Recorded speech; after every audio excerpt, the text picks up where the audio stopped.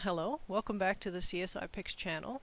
Usually I make videos showing you how to use our CSIpix software, but in this video I'm going to discuss some research I recently did on the accuracy of estimating image resolution.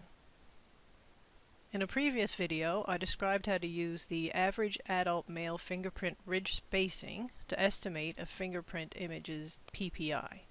I assumed an average ridge-to-ridge distance of 0.47 millimeters based on research by Raymond T. Moore and David Ashbaugh.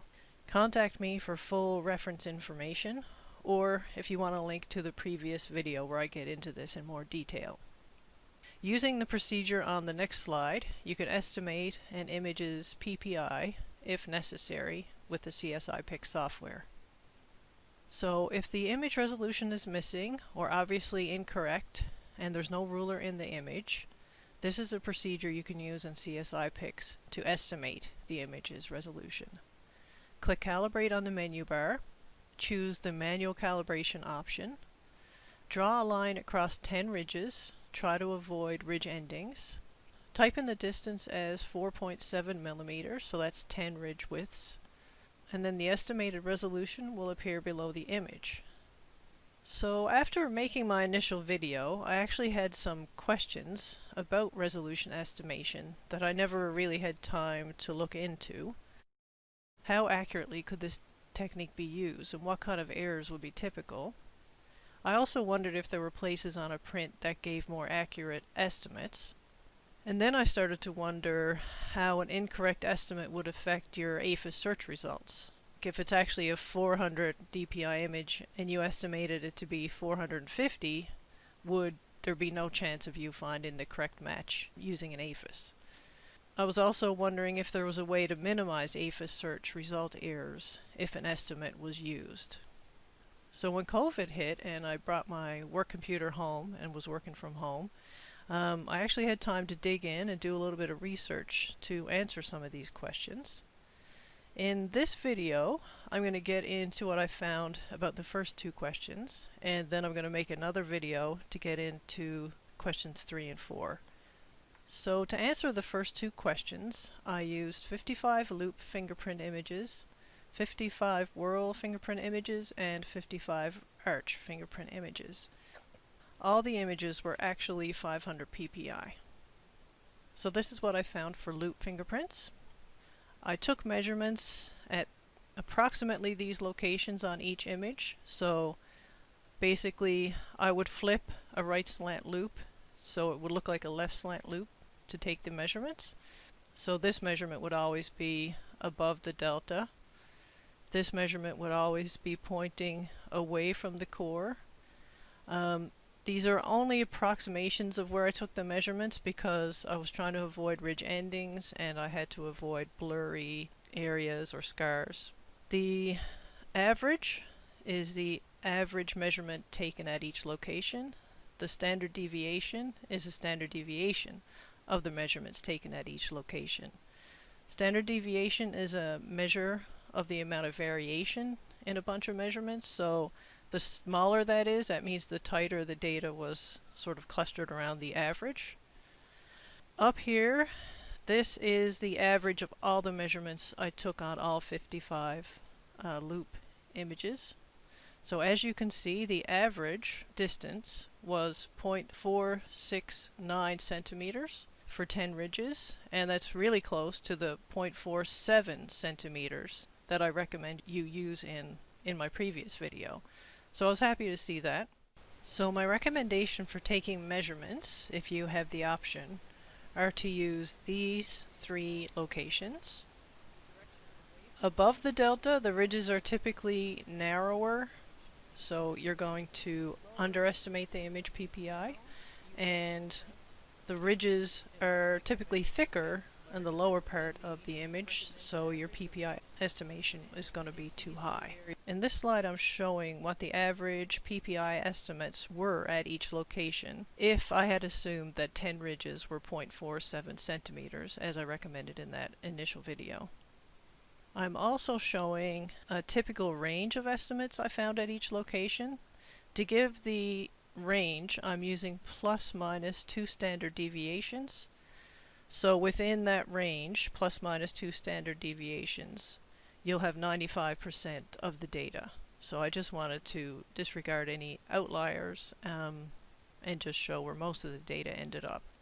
So for example, in this location, the average estimate was 501 PPI. The minimum was 383. The maximum was 619. As I mentioned before, if you take measurements in the lower part of the print, you'll typically get a higher average than the image actually is. And if you measure the delta side, your estimates will typically be lower than the image really is.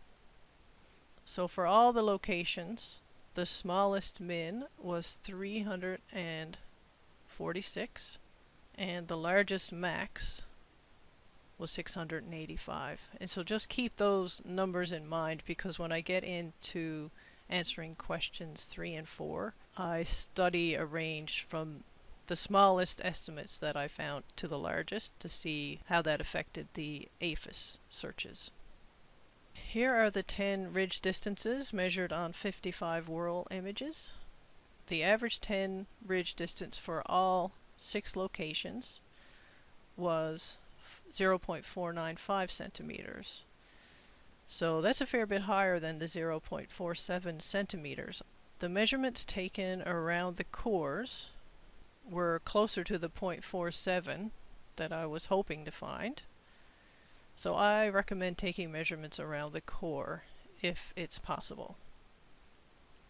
Measurements taken by the deltas and lower in the image were higher than the 0.47.